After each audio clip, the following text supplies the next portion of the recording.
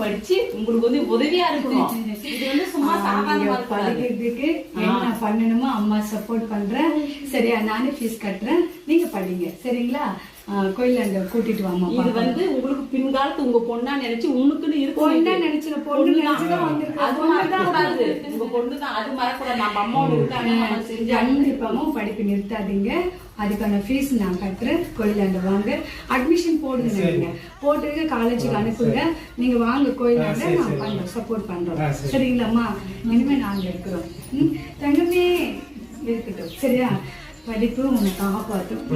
எப்பவுமே மனசுக்கு அழக விடாதீங்க.